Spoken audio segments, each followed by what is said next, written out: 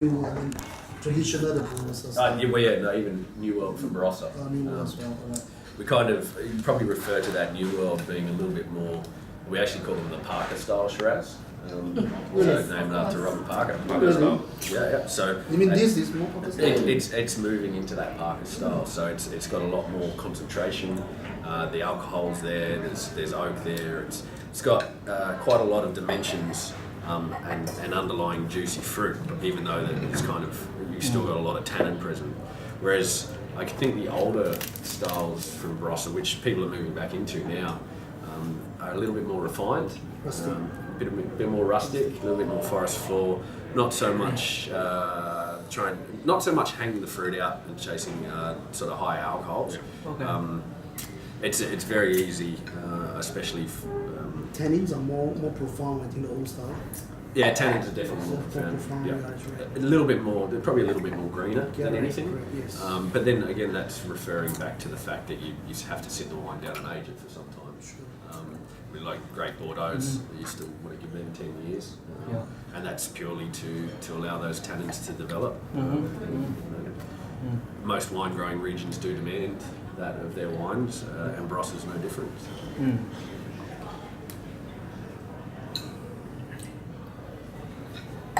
But yeah, you see that sort of bourbon character? Sure. Actually going for whiskey launch tonight, so. That is good. Perfect. Performing well immediately. Actually both of them. This one's drinking so well now. This one just has that. We've only extra had aromatic. We've only had one wine show for the year so far that's been announced, which was Cairns. So we followed. We enter a lot of the wine shows throughout the Australian wine circuit and internationally. The Barossa, the 2014 Pewter Barossa Shiraz, just got picked for best Shiraz, so the best Shiraz trophy for that. They missed out by half a point, so went somewhere else. So it was a top gold, but it wasn't top gold. Well, didn't he get a silver? No, got a gold. Got a gold. Not the best. No, I just can't remember off the It's top a of long my head who story picked to that. it. But yeah, so usually what will happen is if you're judging and you're re-looking at all the golds and silvers you'll go back over them and you bring out standouts and you have a discussion with your other judges on the panel. A lot of the time you can be found in a position where you've got two top golds and you'll have to call the chairman of judges over and he will basically have a discussion on why he thinks one wine should be better than the other because you can only really give the one wine the trophy. So out of those two top golds, the chairman will usually pick one to come forward for one reason. So it goes from top gold to top gold. So the Barossa Shiraz was still a top gold, but it didn't get the trophy. But that separates it from the other. What's the trophy's name? The trophy was the Cairns Wine Show. It was best red of show. I can't Cairns remember. Wine Show. Cairns Wine Show. Okay. I can't remember who. Oh, I can flick you the details for it. Okay.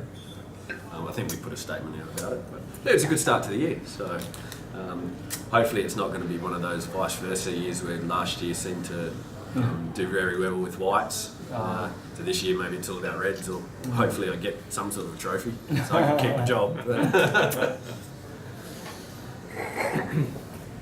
Do you think the market receives sort of news about medals and trophies quite well? Is it something that's recognised in Singapore? Do you think? Which is the I don't know if they do or not. is it Parker or is it Parker is Parker still the number one? probably Yeah, the most. No, most recognition. Yeah, most recognized. I think, Andrew, like with most brand name, the knowledge of the winemaker and his style would probably further develop the relationship better. Yep. So it's like the name behind the wine. Yeah. Okay. So if you knew that Phil Lafer was doing the wine, then you know his style. Okay. Well, You know what I that's a good approach. I mean, So if they knew that you, Andrew Duff, has been involved in it and what's your philosophy to it, then there's a bit more intimacy. I mean, for example, if you were able to say a bit more about, the two different Shiraz in terms not only just as to the American oak and the other style of French doing usage, it, yeah. and you know, like the grape selection, the grape management of the estates that you buy it from. Yeah. That will enable people to better appreciate. It seems like the consumer is a lot more knowledgeable in Singapore than Australia, because we've seen time and time again, the simple thing that works for us is just having medals on a bottle on the No, shelf. and the trouble in Australia is they drink their reds much too early, Yeah, yep. and there's not enough left. for, them. for everyone else. Yeah. But it's, I mean, we were actually we were chatting before, Jerry, and were saying how the Singapore market is, how I feel the Singapore market is for wine. And I mean, that kind of touches on one thing, because obviously wine's quite expensive in Singapore because of the duties. No, the duty is not expensive. No, the duty's not expensive. No. The rents, like in It's, Hong Kong. it's the rental. The No, rents. even the rental charges are not, well, it's getting a bit more. But I'll just give an example. Say, for example, I've got something in the cellar, which is a Jacobs Creek Centenary Hill 2005 Shiraz. And it's drinking so beautifully now. It would be. And, Yeah. and I'll just ruin that by saying I think I had a 2009 recently, so I definitely didn't keep that for long enough. But it's, yeah. You know what I mean? Yeah. So even Orlando's Jacobs Creek by itself, I think Phil Lafer started it about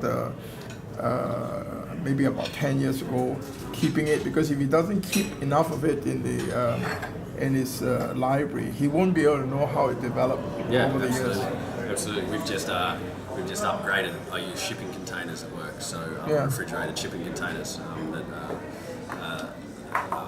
we set the temperatures to maintain. Obviously, we Yeah. need it through summer in Australia. We set it at about 14 degrees.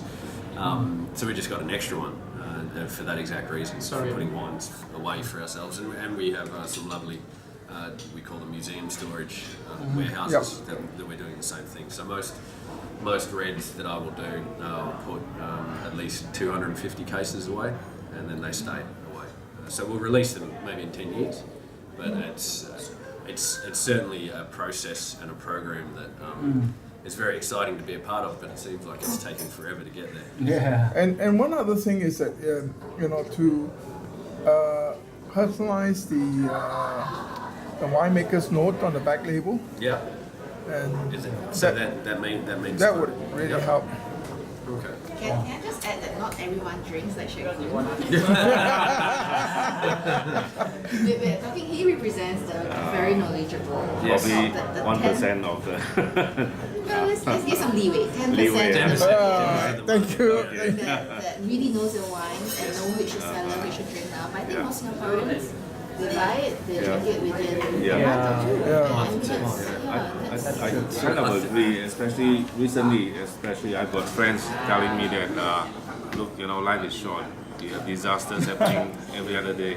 So why buy a wine and store it for 10 years hoping that you can spend it? You don't even know if you wake up tomorrow. I think I remember going to one of Halliday's more recent book launches, and him kind of commenting the same thing. He's got more wine than he will ever be able to drink in his lifetime. Exactly. And look, that's not the worst problem in the world to have, but it would definitely make decision time for drinking a wine at a certain time quite hard. You kind of would let just someone else go and pick something, just not from this area. I don't know whether you recall the days when Lindemans used to release the 3-digit bins. Yeah, I've had the pleasure of having some of them. Yeah, and those in the mid 70s when I was in Sydney, and they were still around. Yeah. And so what I'm trying to say is that the Australian winemaking tradition is a really strong one, and a very vibrant one, and it's all over the place. In different part of it, except now that they named the area like Great Western, bigger chunks of it, and you can't really like zone in on Heathcote or Franklin Hills. or even So much. yeah, so much. Yeah. So it's losing its focus. You see, if the Australian wine and brandy people Yeah. get into all this big, massive. It's interesting you say that. It's a very I guess it's kind of a realization that we're going to have to come to soon enough, and you're quite right. Maybe we are losing our focus a little bit. You are. You suffered greatly from the yellowtail sort of fallout, and you have overproduced. And Yeah, now- I mean, obviously we're not the only ones that overproduce, but yes, we certainly have suffered the wine glut substantially. It's I guess that's where we're kind of appealing to that more knowledgeable drinker to really harness and hear what the likes of yourself will say on advice of what wines to drink and what wines to chase, and to really separate out for the greater good that traditional good styles compared to the mass-produced. I'm also talking about Hunter Valley because a lot of good labels have gone. They have, but a lot of the actual the vines themselves have Gone, yeah, like you say, you know. Yeah, the Hunter Valley is going under. I think the Hunter Valley is going under a very good reshaping. It will. Can you speak more about it? Yeah, I mean, I've got very close friends of mine that we take a lot of fruit from, say the Ushers, the Tinklers. Usher is fourth generation.